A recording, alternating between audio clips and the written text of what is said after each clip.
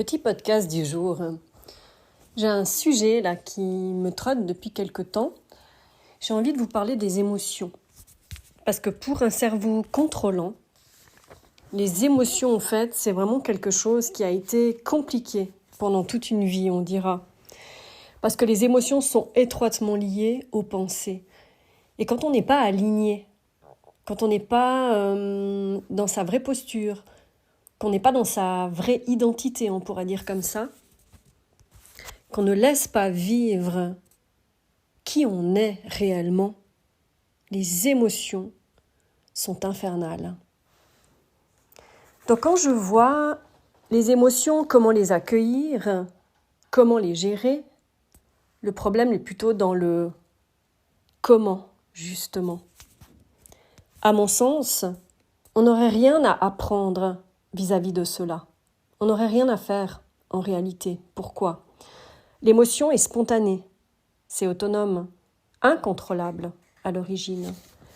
Plutôt reprendre conscience du naturel, on se complique à chercher toutes sortes de moyens, de façons de faire. Et si c'était simplement « on ne sait plus faire ». Le CT, c'est être. Oui, plutôt être tout court et laisser être ce qui est sur l'instant. On a appris à devoir faire telle retenue, tel silence, pour ne plus être et laisser être. Le souci serait plutôt dans le faire, ce qu'on a dû faire pour s'empêcher d'être. Tu sais, le laisser faire, le lâcher prise, le laisser aller. Ça ne marche pas. Ça ne marche pas du tout avec un cerveau contrôlant. Comment peut-on laisser faire, laisser aller, puisqu'on a passé notre vie à devoir faire ? Donc quand on lâche tout ça, et qu'on est dans l'être, on ne sait plus faire. Et ça, c'est super cocasse. Donc je vais donc rebondir sur les hypersensibles du coup. Hypersens, les sens en hyperaction, hyperactivité, suractivité. Oh mon Dieu, les différents, les trop sensibles, les ingérables, les incapables de se tenir, de se contenir, c'est devenu un problème, un fardeau, une anormalité. Aucun jugement bien sûr, j'en suis une aussi. Très reliée au clan des personnes aux valeurs de cœur. Et je mets clan entre guillemets, parce que je n'aime plus les divisions. Mais c'est simplement en fait pour que les gens se reconnaissent.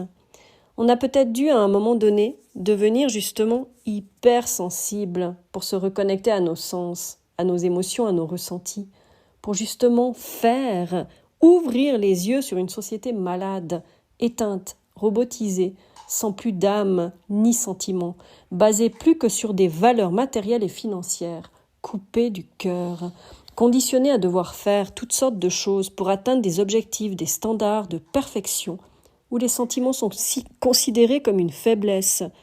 Division installée entre les hommes et les femmes déjà, entre les perchés et les terre-à-terre, et entre les valeurs de cœur et les valeurs matérielles. Et si le milieu où tout se rejoigne était notre essence, notre origine, notre nature première, être dans le cœur. Et ça, c'est pour tout le monde la même chose. Parce que petit, on a tous été comme ça, avant d'être changés. À mon sens, il n'y a rien à devoir gérer. Il n'y a rien à devoir lutter. Il n'y a rien à devoir combattre. Et si on instaurait peut-être le juste à être, mais ça, on a oublié. On ne sait plus faire. On ne sait plus vivre avec. C'est trop mal vu. C'est être trop faible. Être différent, c'est être fou. C'est être malade. C'est être anormal. C'est quoi la normalité d'ailleurs ? Je me demande. Une chose est sûre, ce n'est pas ce que l'on voit dans notre monde d'aujourd'hui. On perd toutes ces valeurs profondes, importantes, qui fédèrent, qui encouragent, qui nous relient, qui nous amènent l'harmonie. Comment perd-on cela ? Dans l'enfance, on perd ce naturel. Quand on a été empêché d'exister tel que nous étions, on a oublié que les enfants, en tant que parents, ne nous appartiennent pas et ils ne sont pas ces prototypes pour réaliser nos rêves interdits, bridés, oubliés d'antan non plus. Le problème premier est l'émotionnel. Personne ne sait plus que c'est un système autonome, que l'on n'est pas censé gérer, contrôler, maîtriser.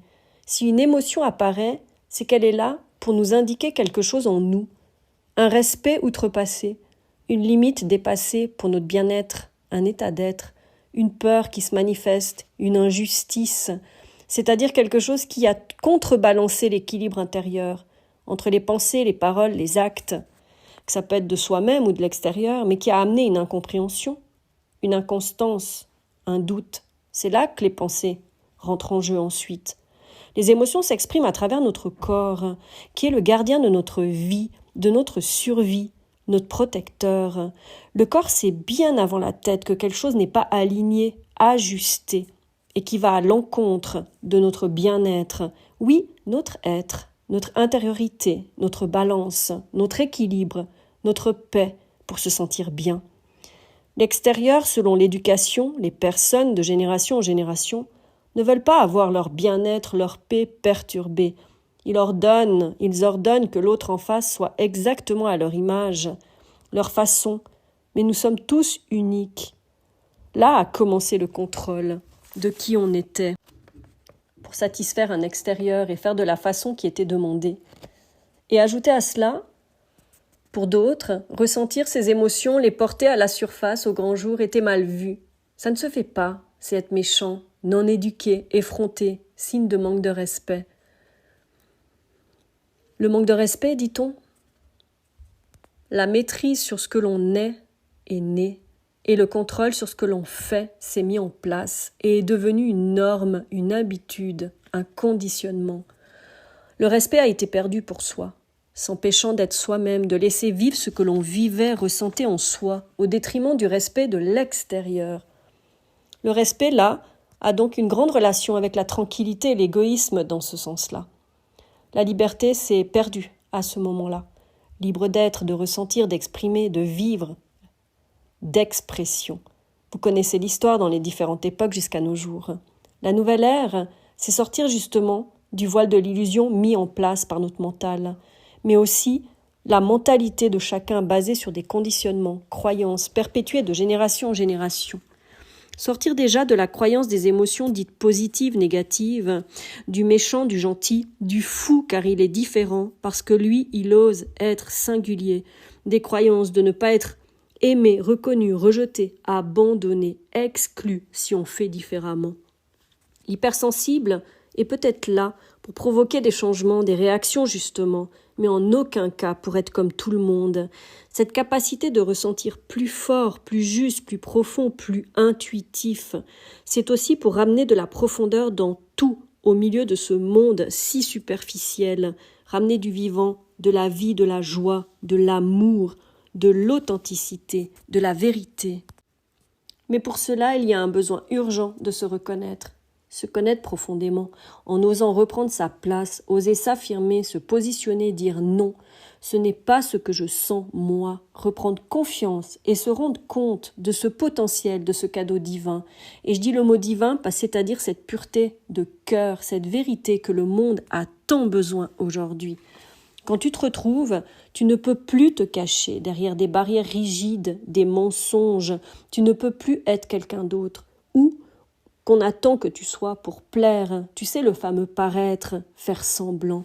C'est ça qui rend malheureux, ou plutôt tu le ressens au fond, ce vide depuis toujours que tu essayes de remplir désespérément. Mais c'est ce petit d'antan qui est si vide de lui, si triste de n'avoir pu être lui-même. On est adulte aujourd'hui, et c'est de la responsabilité de chacun d'oser. Tu sais, il n'y a plus personne au-dessus de toi pour t'en empêcher, te gronder, te punir. Il est temps.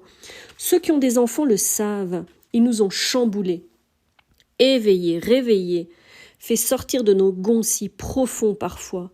On leur reproche cette impulsivité, cette hyperactivité, cette incapacité de canaliser, de contenir. Mais Dieu merci, il nous force à réagir, à s'éveiller. Les petits d'aujourd'hui ne sont pas remplis de codes comme nous l'avons été. Nos anciens trucs d'éducation ne fonctionnent même plus. La justesse est de mise. Et c'est en s'ajustant justement que chacun trouve sa place et sa paix. Sans enfant, le monde extérieur t'amène à cela aussi, mais à travers ce que tu vas vivre, à travers des expériences et à travers les gens. Une émotion est libre, Elle ne se contrôle pas. C'est en se retrouvant soi véritablement qu'on équilibre sa tête et ses émotions. Ça se pose tout seul. Alors entendre « je suis une éponge, je suis incapable, je suis malheureux, etc. » au sujet des hypersensibles, va sur les forums. C'est horrible de lire ces choses, c'est horrible de ressentir ces choses-là, parce que ça reste enfermé là-dedans. Mais il y a autre chose derrière tout ça. Il y a quelque chose de beau, il y a quelque chose de merveilleux, parce que c'est un cadeau pour transmettre au fait des changements ici. On est tout cela. Ça en devient une calamité dans ces mots-là quand on entend ça ou qu'on lit ça. C'est comme une folie intérieure, un véritable tsunami. Mais tant qu'on subit, tant qu'on s'adapte, tant qu'on laisse faire, tant qu'on ne reprend pas sa véritable identité, tant qu'on se laisse dicter par l'extérieur, tant qu'on n'ose pas dire non, reprendre sa vraie place, c'est toujours une souffrance. Mais ensuite, c'est un cadeau précieux. On ressent d'avance, le mental est clarifié, limpide, les pensées ne sont plus intrusives. D'ailleurs, si elles arrivent, c'est que ça montre justement qu'il y a quelque chose qui n'est pas aligné dans la personne qui est en face de toi. Elle te parle, elle fait des actes, elle fait des choses. Il y a quelque chose qui ne joue pas, tu le sens d'avance. Tu peux percevoir les pensées des gens, tu peux percevoir les intentions des gens. Tu peux percevoir des émotions, en fait. Quelque chose qui est au-delà d'une apparence. Tu perçois chez les gens, en fait, leur véritable identité. C'est comme un détecteur. C'est vraiment un cadeau. Mais pour ça, tu as besoin de réaligner tes émotions et tes pensées. Tu sais, une émotion à la base, elle dure 90 secondes. Elle nous traverse. Ça nous permet de nous réajuster ensuite. On se positionne et on avance. On trie sa vie. On choisit ce qui est juste pour nous, ce qui nous rend vivants. La vie devient simple, ça coule de source de plus en plus. Et ce qui est magique avec ça, c'est qu'en fait, tu fais un grand ménage dans ta vie. Parce qu'avant, quand on était dans ce contrôle ou cette maîtrise, en fait, tu as construit ta vie sur quelque chose qui ne te ressemble pas. Donc on a souvent mal de voir des gens sortir de notre vie, de partir, mais c'est normal. Parce que quand on s'ajuste, en fait, on se réajuste totalement avec notre vie entière, avec les gens qui nous entourent.